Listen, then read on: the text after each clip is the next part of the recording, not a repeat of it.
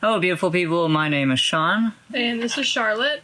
And today we're going to talk about pronouns, the term genderfluid, and unsupportive friends. Okay, cool. So you actually got a question on your YouTube by user Nini Mimi. Thank you, Nini. So she said, or they, or he. Sorry. This person said. This person said, questions for the next video. They asked you, first of all, how do you feel when people call you by she, her pronouns? Okay. That's a great question, especially since I am a lot farther into my transition. And so I would say that like 99% of the time I am perfectly fine. People say he, him, all good. But it's ironic that we get this question because like 3 days ago or something, we were trying to track down a Dunkin' Donuts or something. And I called them to ask like if they're open, and they said, "Sorry, ma'am." And sorry, ma'am, we can't help you there. And so it does happen sometimes. I think people don't realize that like sometimes, people mess up, and especially like with voices over the phone, and whatnot. At this point in my life, I know who I am, and I would not say that it bothers me anymore if it's by accident. Someone just accidentally misgenders me or something. It does happen, and I just brush it off. If it's someone I know I'm going to know for like a while, I'll tell them. I'll correct them in as kindly a way as possible, and tell them my pronouns. But in that situation, I was just like, "Have a good day." I should have been like, "Have a good day." So you didn't even say anything. You didn't even... No. I didn't feel like it, and it didn't bother me too much either. I immediately told you after I hung up, and we laughed about it. Like it wasn't a huge deal at that point. So right. I think that is a privilege that I have, that I've been able to transition early, and through that I've gotten to the point where it doesn't bother me as much anymore. Obviously, it would have bothered me a long time ago. But what about you, Charlotte? How do you feel about being? Yeah, so it's actually interesting. So obviously, I'm cis female. I very clearly look female. At least I tend to think so. Except for the fact that I have short hair. I have a pixie cut, and I've had a pixie cut for a very long time. And even like now, up until like a year ago, which by the way, I'm fully grown. I'm 21. Fully grown, fully developed. Fully developed. And as of like a whole year ago, someone called me sir, or thought I was a man. And it was like a waitress at Olive Garden or something.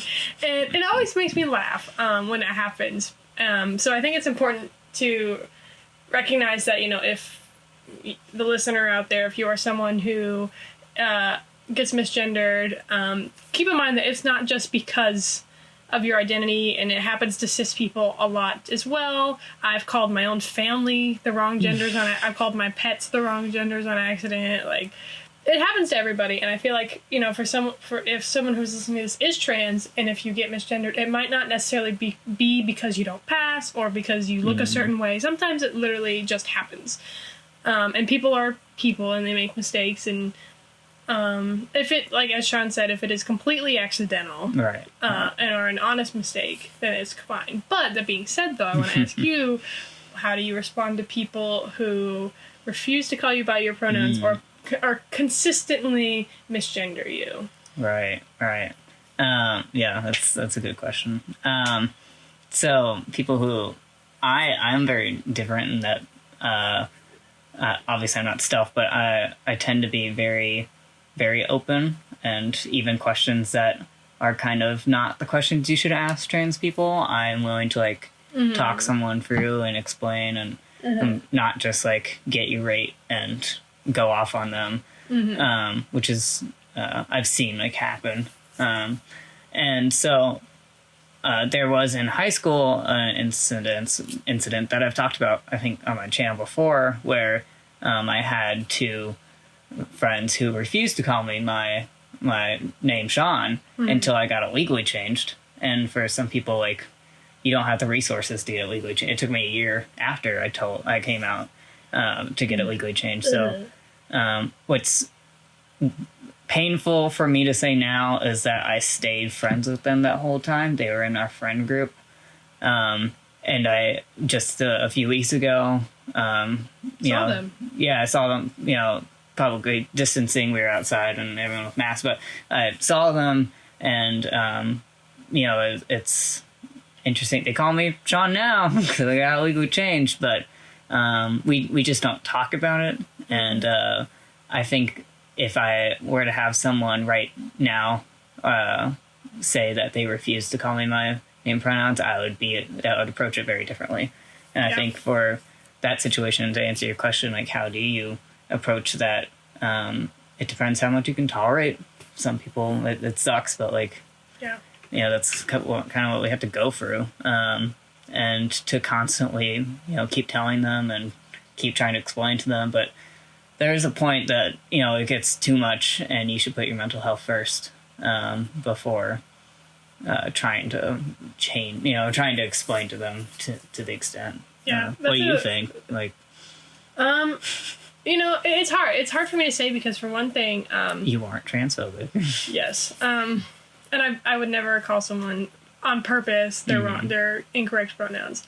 But I as I've said before, I do have a brother who is also trans, and when we were younger, he came out when I was probably 13, I think, something like that. And I lived my whole life knowing this person as a completely different person, as a completely different name and pronouns. So for a long time, I would mess up those pronouns and I would mess up their name. Okay. And it was not intentional and it was completely accidental.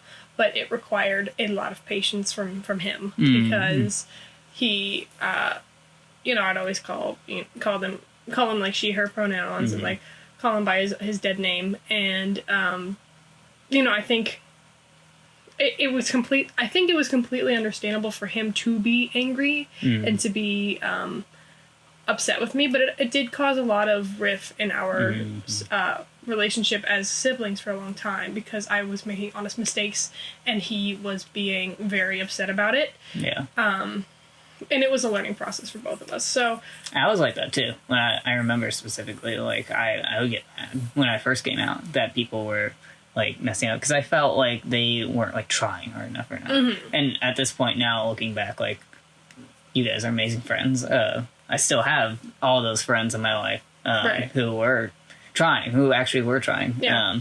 It's very obvious that they were trying. So it's frustrating for both sides, and I wish that more younger kids knew that going in, like it's a learning process, especially for like parents who have to raise their kids. It's just a big patience thing. But I think it's also important to say that trans people mess up too. Like we don't have a special golden ticket pass that has made us perfect at pronouns. I've like messed up on my pronouns before. When I was much younger and came out, I specifically remember like I screwed up and either said my dead name or something. And even to this day, like if I hear my dead name, I like have to keep myself from turning my head. Yeah. Because I know that like that's just a reaction. Like you think that someone's talking to you. Yeah. And it's really weird. But I do mess up on other people too, and that's totally okay as long as you are trying your best and being as respectful as possible. What was the original question? Oh, yeah. So back to the original question about... how do you feel when people call you she? Yeah, about she, her. At this point in my stage of transition, I would say that I am a lot more comfortable and with myself and don't need their validation of saying correct pronouns to make me feel like I am passing enough or whatnot. Yeah. But I think it also is really comforting for your perspective that, like, cis people do get misgendered. Oh, yeah, all the time. Especially when I was a kid. I had short hair as a kid as well. And when I was anywhere between, like 3rd and 6th grade, I was constantly called a boy. Constantly. Yeah, I was too. Weird how that happens. Weird, huh? But yeah. So yeah, it happens to cis people too. Like I've heard like So I have several male friends that have very long hair, and from the back they're called ma'am or she, or like people think they're a woman. I think it's great that we're like slowly, hopefully, breaking down those gender norms of like, haircuts being what defines your gender. Like, I don't think, and it goes to clothing too. Like, I don't think clothing should define what gender you are. So. Yeah. Speaking of, we can go into... Yeah, so speaking of gender, we can go into the next question. The next question, which was... How do we feel about people who are gender fluid? Yeah. And so, to anyone out there, we'll do a quick definition of gender fluid. Someone who has... fluid gender. Who feels, for example, one day they may feel one gender identity or one gender and the other another gender. And when we say gender, we're talking about more than just the two. Right. Male and female, Right. Exactly. So, it can change. I've heard it can change day to day, or it can change week to week. It really depends on the person. Mm-hmm. So. Yeah. Yeah. So, of course, these people exist, and of course, we support them, and they are valid. To preface. No. Yeah, actually. Actually, we're not here for that. But we actually went to high school with at least two people who are gender fluid or were gender fluid in high school. I will say, I knew one of them, and they would do what Sean said, how they would wake up and feel one gender and go by a certain name, and he, him pronouns, or would wake up as female and go by she, her pronouns and have a different name day to day. And to be completely honest, it was very confusing for me in high school especially. And this person, who will remain nameless, of course, would get very upset with me if I called them by their incorrect pronouns that time or their incorrect name. And I think someone who is gender fluid should come to maybe come to terms with the fact that people are going to mess up more frequently, only because they are changing their gender, and they have to be a little bit more patient, I feel. Not to say that they are less important or less valid, or people shouldn't try to get their pronouns correct. Right. But there will be more confusion, I feel, unfortunately, for them. Well, it's interesting. I know this is something obvious to those who are gender fluid, but maybe not to others, that I knew someone who would like wear a different like kind of like an armband, like a different color armband or something, to indicate what that day, how they felt that day. And so it was like, certain color, like green, meant this name and pronouns and how they were feeling. So that was definitely like helpful in learning. And that kind of goes into clothing a bit, like gendered clothing. And I hope that people out there don't feel like because you wear typical societal typical male gendered clothing, you have to go by he, him pronouns. And I hope people feel that when they wear a dress, they don't feel like they have to go by she, her, especially for gender fluid people who would battle that every day. Like, I feel like they should totally be able to roll up in a suit and go by she, her pronouns. Right, and that was another thing about the friend that I had in high school, was their only indication of what gender they identified as that day was what they were wearing. Which is, like, totally valid if that's what you want to wear. Which makes sense, if they woke up and felt like they were male, then they would felt male, or identified as male, then they would wear clothes that were more masculine. Or that was just, like, what they felt comfortable in. Right. So, and I ask this not to discredit any gender fluid person out there. Of course, what you feel is what you identify as, and that is completely valid, and that is for you. But it does raise the question to me personally, would there be a need for gender fluid, for example, if there wasn't such strict gender roles in our society? You know what I mean? Like, would they feel the need to identify specifically as male for wearing male clothing, or as female, like kind of like you said, for wearing female clothing? That's interesting. Yeah. But of course, as of right now, we do have very strict gender rules in society, and I hope that we do get past that, And I feel like there are lots of people, of course, that, like, even myself included, like, I am cis female. I strictly go by she, her pronouns, but I do dress very masculine sometimes, and it confuses people. We love to confuse people here. Yeah, and I have gotten comments such as, like, you know, are you androgynous, or are you gender fluid, or are you... And it's not really about that, obviously. Yeah. I think it's just, I feel like maybe there shouldn't be such a strict gender, like, clothing, toys, colors, like we gender colors, like blue is for boy, like what is all that? Originally it was pink is for boys, and then so of course gender is a social construct, and so constantly evolving, and constantly evolving. So honestly, just do what you want and wear what you want, but also identify as you want. If you feel you are gender fluid, that's totally okay. But again, just keep in mind that it might be a little confusing for a lot of people, and that because our society is not built on any of this right now. Exactly. Yeah, we are very behind, and it almost feels like we're taking one step forward and two steps back sometimes. So yes. So people who are gender fluid, we love you. We support you. Keep doing your thing. Wear whatever you want, whenever you want. Feel however you want to feel. Yeah. Was there another part of that question? No, but we did want to talk about... No, wasn't there like a third section? It was like gender fluid, and then... The third question was about unsupportive friends. Oh, right. Specifically, transphobic and homophobic friends. And I think the question was like, do we or do you personally have any? Right. And how you would deal with that. Or have we had any? Right. Okay. Do you want to start? Sure. So... I'm in college now. We both went to college, at least for a little bit. Sean now goes to animation school, which is super cool. And I would say in college, no. Yeah. Mainly because in college it's very easy to pick your own friends, because there are so many people that you have access to. And it gets to a point now where if I meet anyone that is homophobic, transphobic, racist, sexist, anything like that right off the bat, it's so quick for me to be like, okay, this person is not for me or my life. And we live on a really big campus. Yes. Like, we both still live on a really big campus, but like... with a huge student body. If you see one person on campus, or you meet someone in a class, you may never see them the rest of the... however long you are staying at that campus. Yeah, and it's fantastic because you have... it's genuinely, like, great because...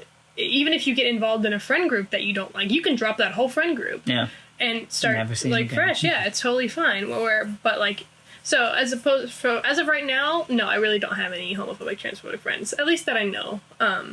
But I know in our high school, it's a completely different ballpark. Right, exactly. Yeah. Because high school's so small, and there are friend groups that are interlocked, and it's hard to escape a friend group. And you see these people day to day. I mean, you see them in graduation that day, and like, you know all their names. Everyone you can put a face to a name, basically. So it definitely becomes more difficult to avoid those people. I remember having a lot of friends who were, like I mentioned before, who were ever so slightly transphobic, may not even realize that they were transphobic. And I, even when I was a lot younger, I made an extent, or I pushed myself to try to, like, meet as many people as possible, even if they did have very contradictory opinions to mine. And so I remember every time we went on a plane to vacation or visit my grandparents, I would ask my mom if I could not sit next to her and sit in the ticket that wasn't by the parents, because I wanted to talk to and meet new people. And I remember as I started transitioning, a lot of the conversations that's kind of how I learned how to, ask people their opinions on LGBTQ plus topics without outing myself, or just kind of getting that discussion started. And there was one situation where a woman I was speaking to, or I assume a woman I was speaking to, this was around the time that Caitlyn Jenner was getting really big and her documentary came out, and so I brought that up, and she quickly dismissed it and put it down and was not too happy about her, and at that moment I decided not to come out to her and not tell her that I was trans, but then I think like the trip back, going back home, there was someone across from our aisle, like literally like to my right, the seat right next to me, who was trans, and she was like a few years younger than me, and we we talked for a little bit, like we know each other, and it's crazy, it's a small world, but I think it's cool to meet new people and get different opinions, even if they don't really, match with yours. It's interesting to hear that side of the story too. I know, like in band, I don't know for other bands, but our band was pretty supportive in high school, so we had some pretty good friends there. Did you ever have any homophobic or transphobic situations? So ironically enough, I used to date someone who was homophobic. Oh joy! My last boyfriend was homophobic, but I wouldn't say it was outright homophobia. It was a lot of internalized. Yeah, exactly. And when I say that, I mean he would. Can you give us an example? Yeah. So he told me one time he was grossed out when he saw two men kiss each other. No. Like, he was like, I support their rights, I support their thing, but, like, I just feel so gross when I see them kissing. But, of course, two women kissing didn't bother him at all. Uh-huh. Yeah. Yeah, that was fine. Yeah. Okay. Yeah, so it was kind of like that. Mm-hmm. And so why did I date him for so long? I don't know. I have no idea. People make mistakes, we're all human. And that was a big one. So there was that. Who you are out there. Yeah, hi. Hello. But the thing about it is, like, I feel like a lot of people in high school, especially a lot of straight men, they do have a lot of internalized homophobia towards gay men. In terms of, like, I don't want to be in the locker rooms with you. The sports world in general. You're kind of a freak. Like, I don't want you hitting on me, etc., etc. So there's a lot. I feel like there's a lot of that. And, of course, a lot of fetishizing of lesbians. And we could probably make a whole nother podcast about that. But, I think in high school, it was a lot of that more than outright, like, gays are going to hell kind of thing. Yeah. Which isn't better, which isn't good. Yeah. But, advice for the people at home, when you go to college or when you get out of high school and you start working. Yeah, you don't have to go to college. Of course. But if you do go to college or if you, start into the working world, I suggest not making friends with homophobic people or transphobic people in the sense that if you find out that they are homophobic or transphobic, immediately dismiss them. And when you meet new people, especially if you are trans or are in the LGBTQ plus community, you don't want to get yourself interlocked in a friend group and not be able to find a way out later on.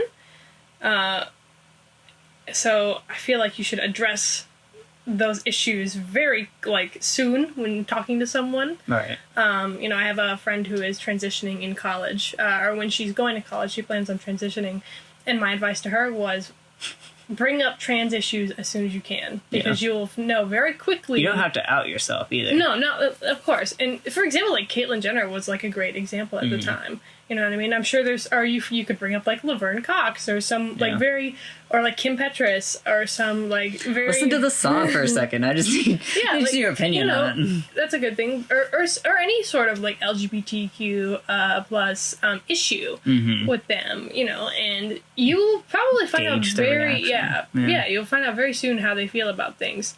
And not to generalize, but if they are Republican or vote for the current president, maybe consider not talking to them anymore. I will give my 2 cents. First of all, there are moments where I kept being trans for a bit because I wanted the person to get to know me and realize that I was human and that I wasn't like this thing that they should immediately dismiss, just like how we shouldn't immediately dismiss them and their viewpoints. So I don't fully agree that we should completely cut people out of our lives just for that, because I think everyone has room to grow. That being said, it does take a lot of work, and both people have to be open-minded and very open to listening, which is hard to find people like that, you know. So popular. Sorry, oh my goodness, my phone.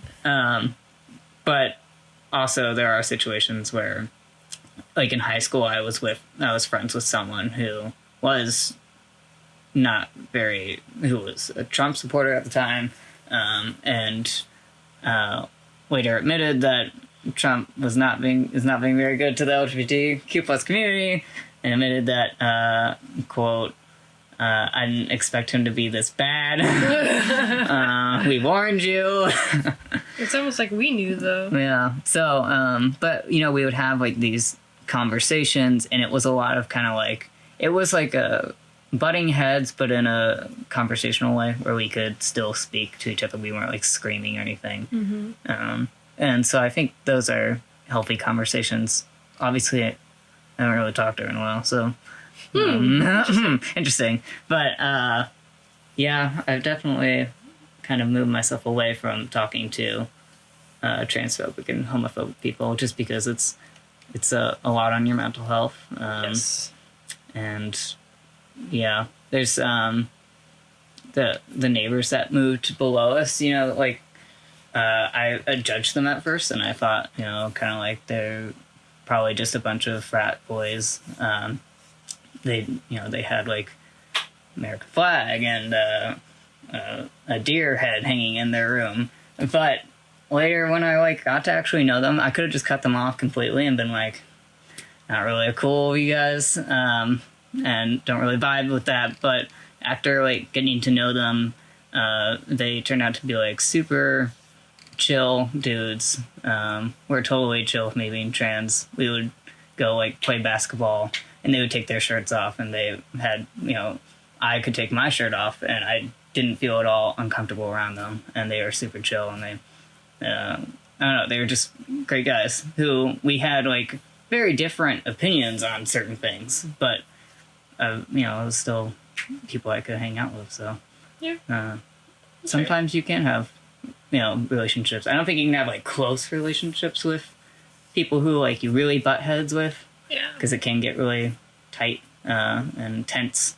But I encourage people to stay curious.